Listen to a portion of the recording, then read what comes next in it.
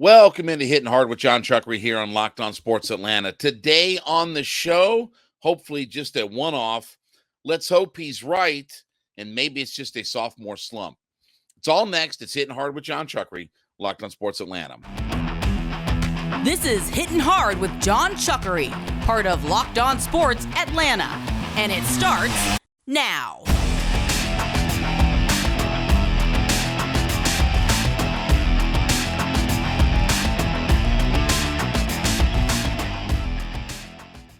Hitting Hard is part of the Locked On Podcast Network, your team every day. We ask you to subscribe or follow for free on YouTube or wherever you listen to your favorite podcasts. You can get the latest episodes of Hitting Hard as soon as they become available. Check us out on the SiriusXM app as well, and follow me on my personal Twitter page at JMCH316. Well, it was not a good night at the ballpark for the Braves last night. They fall 8-6. Good old Freddie Freeman came back to Atlanta and hit a two-run homer. J.D. Martinez also with a couple of home runs.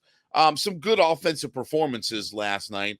Rosario had 2 hits and 3 RBI. He hit a 3-run homer last night. But one of the big stories from last night was just the fact that Charlie Morton did not pitch all that well. So 5 innings, 7 hits, 6 runs, all of them earned, 2 walks, 5 strikeouts, but the 2 home runs. And obviously, last year was a situation where the reason Charlie Morton had all of his struggles is that he gave up the most home runs that he had given up in his career. The home run ball really got to him last year. Now, this is the first time that he's given up 2 home runs in a game in any start this season. And it is interesting the way that May is kind of shaping up, and he'll get one more start in May. But in between, he's made 4 starts in May. The ones that were in the middle of the sandwich, 12 2/3 innings, only 2 earned runs with 17 strikeouts. He's bookend that with his first and last start so far this month, 10 1/3 innings, 10 earned runs, and 11 strikeouts. But last night, again, as we said, the home run ball got to him. And look, hopefully that this is just a one-off, right? Like, hopefully that this is just that anomaly game. But I will say that 2 of his last 4 starts have been less than stellar. Now, when he's been on, he's been terrific, right? He's been very effective, back to striking out lots of guys. He's not given up the home run ball. And Charlie Morton has had a nice year overall. I know the record maybe doesn't say that at 5-4, but 52 1/3 innings pitched, 54 strikeouts. It is only 6 home runs in that 50-plus innings. Now his ERA kind of jumped up a little bit, where it was 2.85 going into last night, 3.61. But still, he's been effective. And, we talked about on the show that he's got to be one of those guys that helps kind of step up, right? As you don't have Kyle Wright and Max Fried, and you're not going to have those guys for an extended period of time. And as Michael Soroka is not ready yet, and Ian Anderson's down for the count, and you're having to try to rely on rookies and very young pitchers, Charlie Morton has got to be that calming influence in that Braves rotation. But hopefully last night was just sort of a one-off. Hopefully last night was not a sign of some things to come, or that there's any issues with him, because, again, 2 of his last 4 starts have been terrific, fantastic.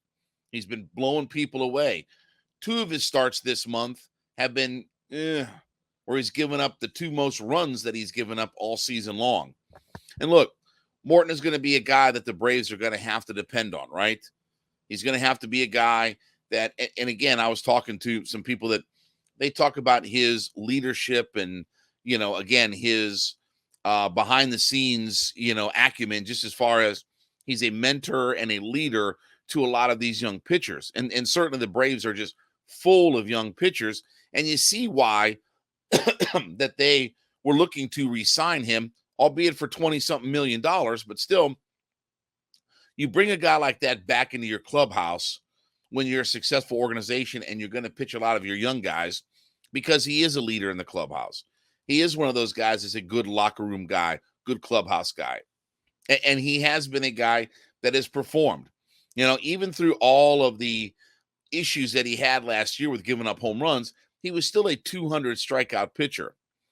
And there's no reason to think that he won't be another 200 strikeout pitcher this year. So hopefully last night was not a sign of things to come for Charlie Morton, that, again, the 2 home runs given up, obviously being hit hard. And, at that 5th inning, he was really kind of struggling to just get through everything. And you saw the Braves just want to try to get him through everything and be able to at least get him his 5 innings. And obviously Charlie Morton is a guy that you want to see him eat some innings, right? He's one of those guys that I think Snitker will allow to go deeper into games. I think he's one of those guys that Snitker is going to allow to rack up some pitch counts, right? Where he may not do that with a lot of his young guys, where he's not going to let Schuster or, Strider or some of these guys rack up high pitch counts. Morton is a guy that, okay, if we can find a way to get him 6, maybe even 7 innings, give our bullpen a little bit of a rest, that's kind of what his job has been, right? And he's had some of those starts this year where you look and say, okay, I'm going to give Charlie Morton the ball and I'm going to let him go out there and throw as many innings as he can. And hopefully you take your you give your bullpen a night off, because again, they're going to play 7 days in a row here. Just this week, they're going to play all 7 days. So 3 with the Dodgers, 4 with the Philadelphia Phillies. And then you're going to go on the road, headed to Oakland out on the West Coast. So obviously there's not going to be this 2 days off thing and all this good kind of stuff. Morton is going to have to be a guy that helps you to eat some innings up and not have to burn out your bullpen for it. So rough start last night for Charlie Morton. Braves overall did not get off to a good start. I should say they got off to a good start early in this game. They were up 4-0, but it certainly didn't end well, for the Braves. And Freddie back home, back in Atlanta, hits the big home run. Dodgers just kind of kept chipping away. The Braves, unfortunately, last night, even with Morton going 5 innings, had to use 5 different pitchers last night. Jimenez, Minter, Yates, Ledge. They had to use 4 different guys out of their bullpen. And again, you don't want to see that. You hope that Morton was going to give you maybe 6. Maybe he can get 6 2/3 or what have you. But he did not have his good stuff last night. And he only threw 99 pitches. So it wasn't like that he really cranked up the pitch count, but still 99 pitches, 5 innings. You were hoping for a little bit better result.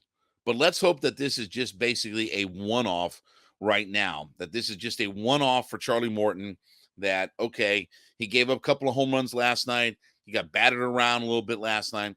Hopefully, at the end of the day, that this is not a sign of things to come.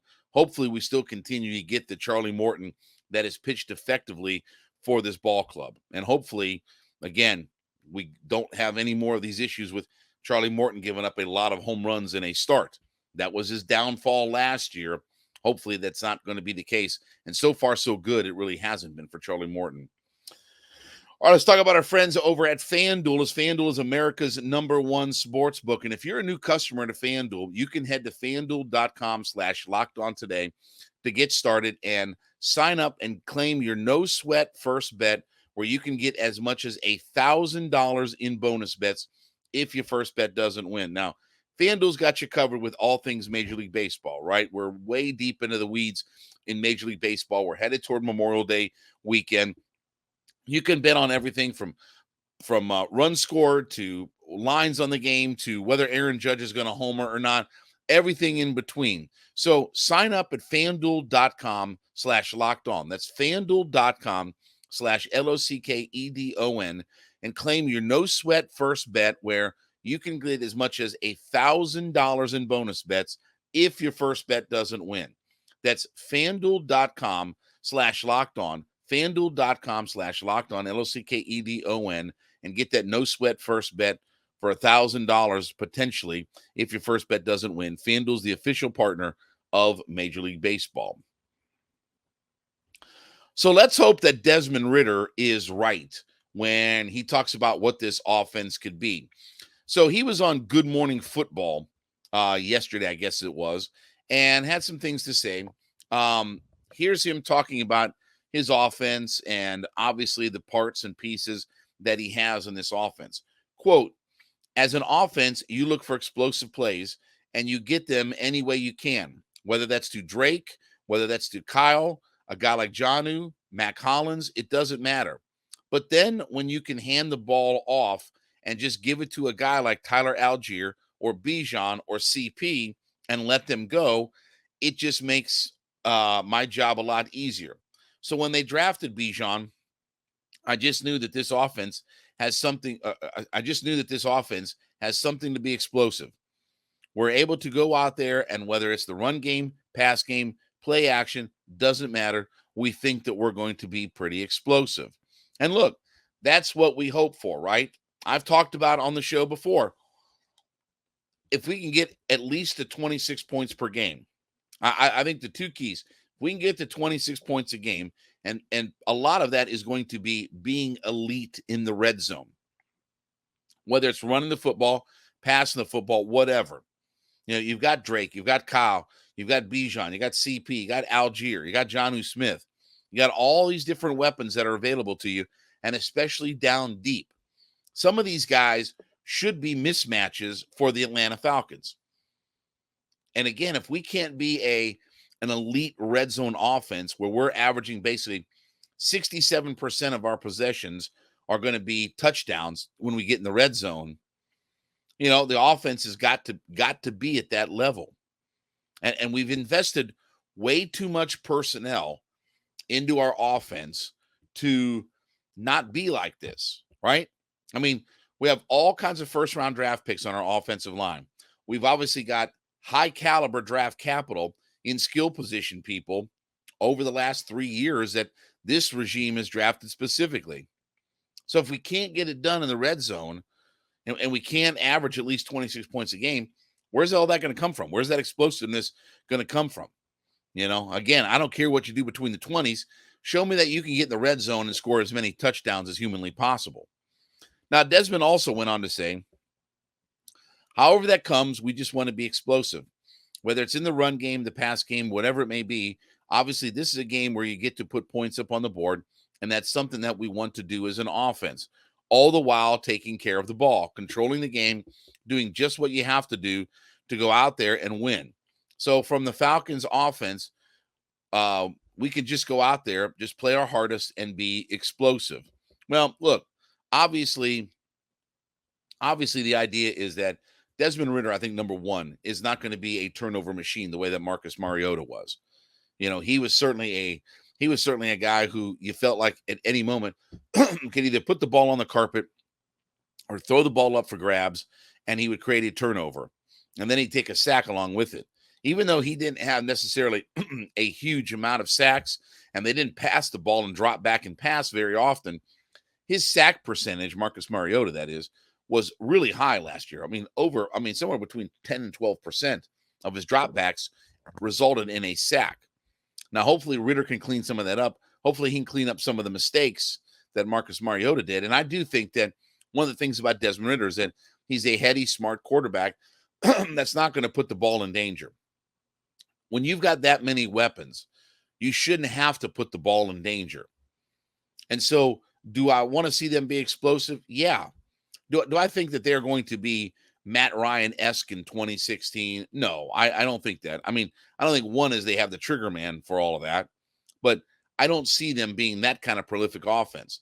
But again, if we can be a really, really good offense, and I'm talking about a top 5 offense in the red zone, and get ourselves to where we're 67% touchdowns.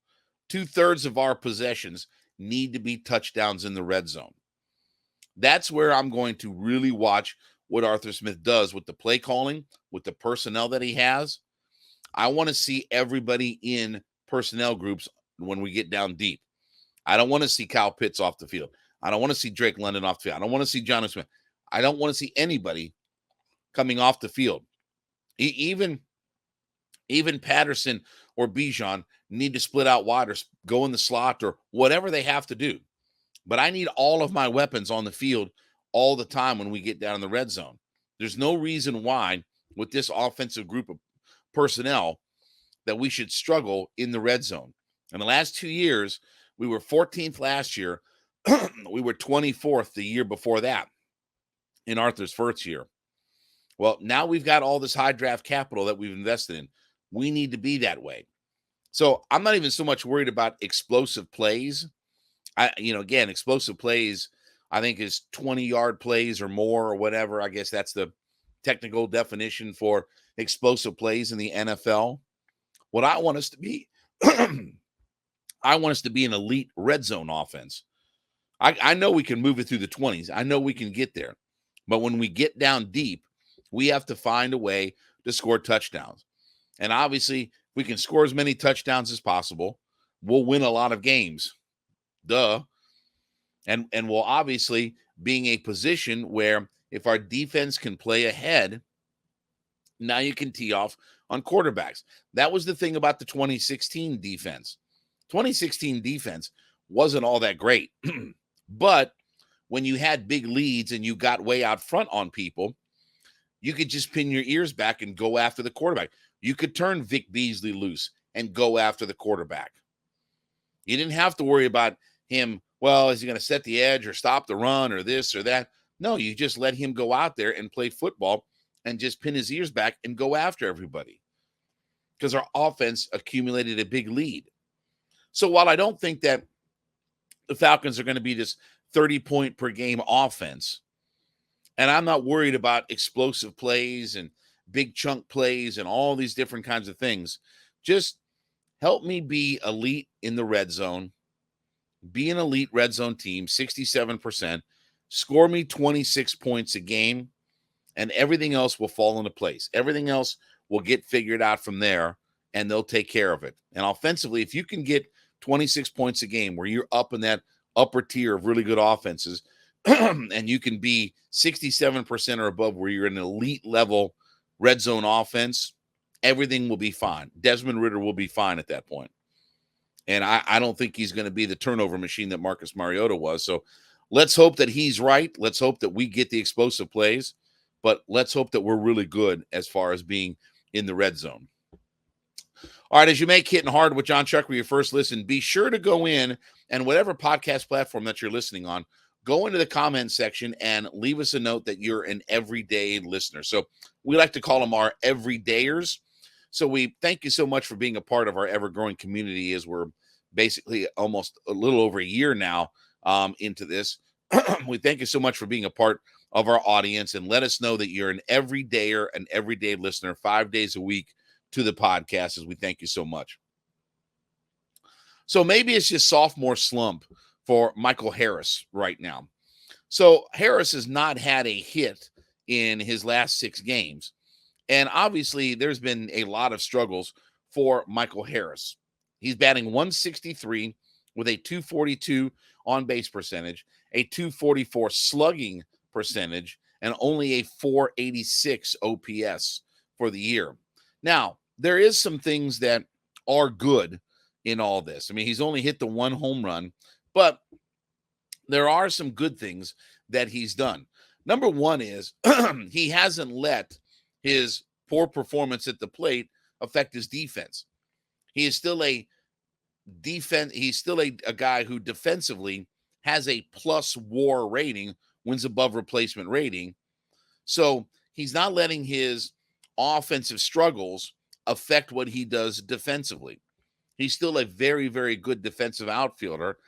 And again, it's the old joke in baseball that defense travels, right? So he's played really well in center field. Now, obviously, had the injuries and things like that earlier in the year, but he hasn't lost a step. He's still making really good plays out in the outfield, doing what he has to do. So he's at least contributing from that standpoint. While his batting average may be, or I should say his offensive production overall may be a negative replacement, his defensive number is a positive wins above replacement. And by the way, he was a 1.3 defensive wins above replacement player last year. He's a 0.2 right now. And when you consider that He hasn't played as much. He's missed time, and we're not really that deep into the schedule just yet. That's good news. That's good signs for everything. The other thing about Michael Harris, too, is when he does get on base, the few times that he does get on base, he's prone to steal a base. So that was one of the things about Michael Harris and his speed last year that we got a chance to see.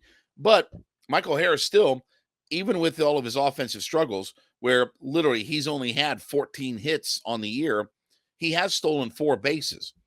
So when you figure that he's got 4 doubles and a homer out of his 14 hits, and he still stole 4 bases, that's a good thing.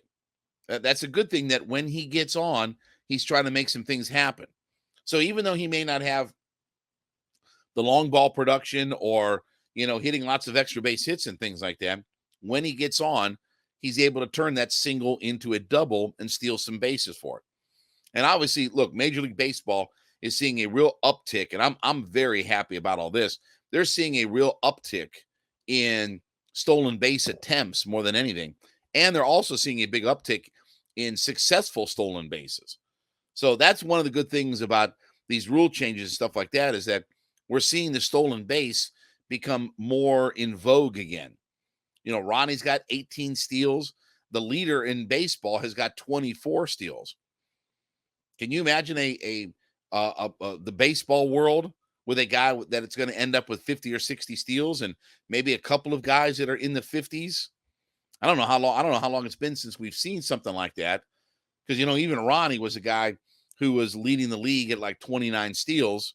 The fact that we're getting back into the stolen base, mindset, and certainly teams are taking some chances on stolen bases, and they're really being successful at it. That's a real high percentage of, successful stolen base attempts. That's all good news. But the other thing that Michael Harris is doing well, and this was one of the things that if I did have any criticisms of him last year, was the fact that I didn't think he walked enough. That I didn't think that he had walked enough in his big league career. And look, the season he had last year, fantastic, right? Hit the 297, rookie of the year, did everything that you could ask out of him, right? But I did think that one of the things that he could really work on was his ability to draw walks.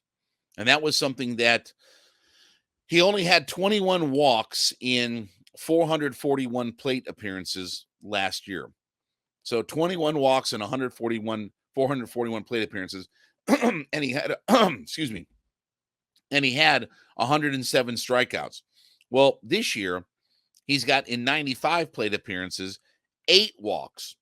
So he's already got more than a third of the walks that he did in 441 plate appearances, and he's only had basically a quarter of the plate appearances so far this year. 8 walks in 95 plate appearances as compared to 21 walks in 441 plate appearances. And even his strikeout numbers, while look, they're still maybe a little bit higher than what you want, but 19 strikeouts in 95 plate appearances isn't a ridiculous number, right? I mean, that's not a completely ridiculous number. If he can get to, 450 plate appearances this season, that number won't be ridiculous. So that is really the good thing about Michael Harris, is that while the batting average and the slugging and things like that are not coming around completely, he is drawing more walks and he is cutting down on his strikeouts. And those are good signs, especially when you're a young player. That was one of the things that Ronnie really adjusted to hitting leadoff, is the fact that he became a guy who could really get himself on base. He became more disciplined at the plate. He was willing to draw a walk, and you saw that his on-base percentage crept up. And look, I don't expect Michael Harris to hit 300 and, be that kind of player. Look, I'll certainly take it. But if Michael Harris can be a guy that can draw some walks, and I still think that his value is at the top of the order. I still think his value is at the top of the order against right-handers, where he's feasted on right-handed pitching. If he can get himself to being a good on-base guy, and obviously he's got the speed, even though his batting average may be, less. I mean, 297 last year. even if it's in the 270s or what have you. If he can be a guy that has that 350 on-base percentage or higher, his value increases at the top of the order. Because if you have Ronnie, and I still think that he profiles as a number 2 hitter, if you have Ronnie and Michael Harris at the top of your order, and those guys are getting on at a pretty good on-base clip, and those guys are just circling the bases and just running like gazelles all around the field, that's all good news. And hopefully Michael Harris can get himself on track. It's been a struggle this year. Let's hope that we chalk this up to that old dreaded sophomore slump, right? Hopefully that this is just a sophomore slump that he's in. But the good things are, number one, he hasn't let it affect his defense. He's still a good defensive outfielder, a positive wins above replacement defensive outfielder, and he's stealing some bases, and he's finding a way to draw some more walks and cut down on the strikeouts. And for a young player, if you can get that and take advantage of your speed, that's all good signs. So hopefully this thing will turn itself around. I have confidence in Michael Harris. I mean, again, he's an outstanding young player, and the Braves are lucky to have him. But certainly a little bit of that sophomore slump that's come along. All right, well, thank you so much for making Hittin' Hard with Jon Chuckery your first listen. Be sure to go in and leave us a comment that you are an everyday listener. So whatever platform that you listen to us on, make sure you go in the comment section and let us know and let everybody know that you're an everydayer, as we like to call them, an everyday listener. We thank you so much for being a part of our ever-growing community. You can catch Hittin' Hard on YouTube or wherever you listen to your favorite podcast. Get the latest episodes as soon as they become available. Also, check us out on the Sirius XM app as well, and then give me a follow on my personal Twitter page at JMCH316. Back with you tomorrow. This has been Hittin' Hard with Jon Chuckery, Locked On Sports Atlanta.